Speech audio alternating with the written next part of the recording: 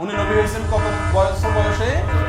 40 বছর বয়সে। তাহলে 40 বছর বয়স মানে তো জীবনের মূল টাইমটা প্রায়। এই 40 বছর পর্যন্ত উনি নিজে তো নবী ছিলেন না। 40 বছর পর্যন্ত উনি নিজে তো নবী ছিলেন না। উনি নবী হয়েছেন তারপরে। তাহলে 40 বছর পর্যন্ত নবী হওয়ার আগে তার ধর্ম কি ছিল? তবে রাসূল সাল্লাল্লাহু আলাইহি সাল্লাম নবী হয়েই দুনিয়াতে আগমন করেছে।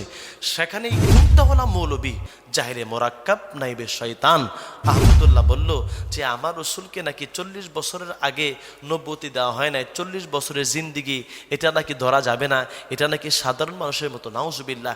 এই আহমদুল্লাহ সাহেবকে বলবো, আপনি মেহেরবানি করে আপনি যদি ঈমান নিয়ে কবরে যেতে চান তাহলে আপনি তাওবা করে নতুন করে কালেমা পড়ে মুসলমান হয়ে আবার ইসলামের মধ্যে আপনি দাখিল হন। শেখ আহমদুল্লাহ একটি বক্তব্য দিয়েছে, যে বক্তব্যটি সোশ্যাল মিডিয়াতে ব্যাপক পরিমাণ সমালোচিত হচ্ছে।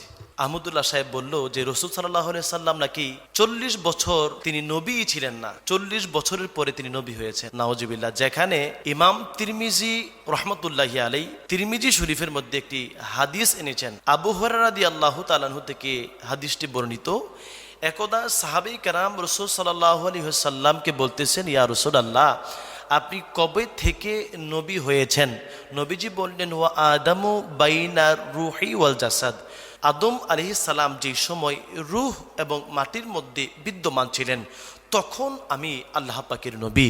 তাহলে নবীজি যেখানে বললেন তিনি আদম আলাইহিস সালাম যেই সময় আত্মা এবং মাটির মধ্যে বিদ্যমান সেই সময় আমার নবী হলেন নবী।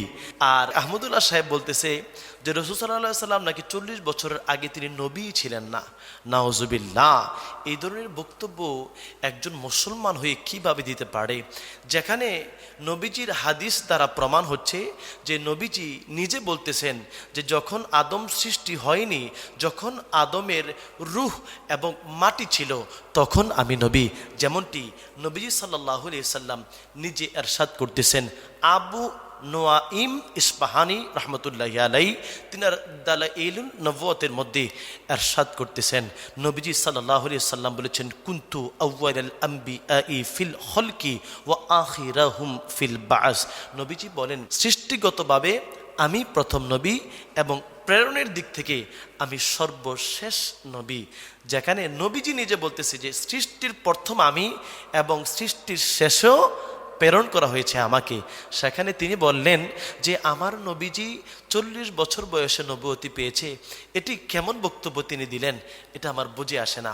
আপনি যদি পবিত্র কালামে পাকের দিকে তাকান তাহলে দেখবেন আল্লাহ স্পষ্টভাবে ঘোষণা দিয়েছেন। আল্লাহ বলেছেন, আলাম তারা কাইফা ফাআলা রাব্বুকা বিআদ। আল্লাহ বলেন, ইয়া রাসূলুল্লাহ, আপনি কি দেখেন নাই আমি আদ জাতিদের সাথে কেমন আচরণ করেছি? তাহলে নবীজি দুনিয়াতে আসার বহু বছর আগে আদ জাতির সাথে আল্লাহ কেমন আচরণ করেছেন এই বিষয়টা আল্লাহ রসুলকে বলতেছেন।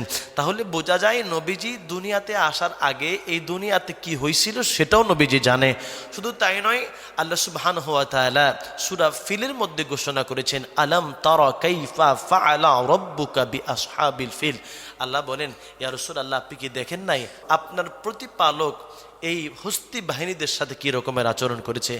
নবীজি এই দুনিয়াতে আসার আগেই তিনি নবী ছিলেন, এই দুনিয়াতে আসার পরে তিনি নবী হন নাই।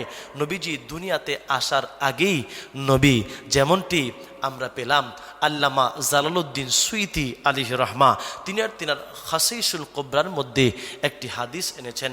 রাসূল সাল্লাল্লাহু আলাইহি সাল্লামের কাছে সাহাবায়ে কেরাম প্রশ্ন করেছেন, ইয়া রাসূলুল্লাহ, আপনি কখন থেকে নবী? রাসূল সাল্লাল্লাহু আলাইহি সাল্লাম বলেন, আদম আলাইহিস সালাম যে সময় রূহ এবং মাটির মধ্যে বিদ্যমান তখন আমি আল্লাহ পাকের নবী ছিলাম, এবং যেই সময় আমার কাছ থেকে অঙ্গীকার নেওয়া হয়েছে রূহের জগতে সেই সময় আমি নবী ছিলাম।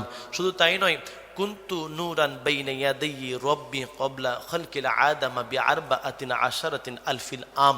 হাদিসের মধ্যে আসলো যে রাসূল সাল্লাল্লাহু আলাইহি সাল্লাম বলেন যে আদম সৃষ্টির 14,000 বছর আগে আল্লাহ পাক আমাকে নূর হিসেবে বিদ্যমান রেখেছেন। অসংখ্য হাদিস দ্বারা প্রমাণিত যে আমার নবী তিনি 40 বছরে নবুয়তি পান নাই, নবুয়তি প্রকাশ পেয়েছে 40 বছর বয়সে। তবে রসুল সাল্লাহ সাল্লাম নবী হয়েই দুনিয়াতে আগমন করেছে।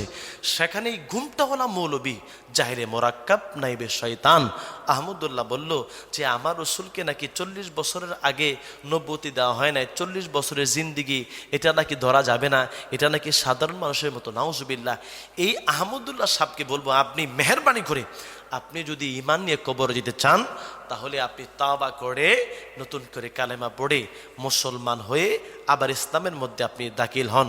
আবার দেখা যাচ্ছে এই শায়েখ আহমদুল্লাহ সাহেবের পক্ষেও কিছু দালাল মৌলবী, কিছু দালালরা সাফাই গাইতেছে যে নবীজিকে 40 বছরের জিন্দিগি যেটা ছিল সেটাকে মাইনাস করে দিয়ে তারা শুধুমাত্র নবুয়তের পরে যে 23 বছরের জিন্দিগি আছে সেইটা শুধু রাখার জন্য নবীকে আল্লাহ সুবহানাহু ওয়া তাআলা এমন চরিত্রের অধিকারী আল্লাহ করেছেন। আল্লাহ বলেন, দুনিয়ার মানুষরা তোমরা শোনো, আমি আল্লাহ রসুলের চরিত্রের সার্টিফিকেট দিলাম, ওয়া ইন্নাকা লাআলা খুলুকিন আযীম। আল্লাহ বলে এমন একজন রসুল পাঠাইলাম যেই রসুলের চরিত্র হলো মহান চরিত্র। নবীজির পুরো 63 বছরের জিন্দিগিতে একটি মিথ্যা কথা নাই।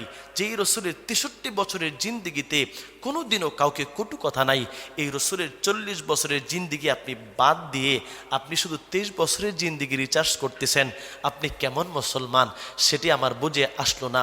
কাজী শায়েখ আহমদুল্লাহ সাহেবকে আমি বলবো, আপনি মনে হয় মানুষের ঈমান নষ্ট করার দায়িত্ব মনে হয় আপনি হাতে নিয়েছেন, না হলে আপনার দ্বারা এমন বক্তব্য আসলে শোভনীয় নয়।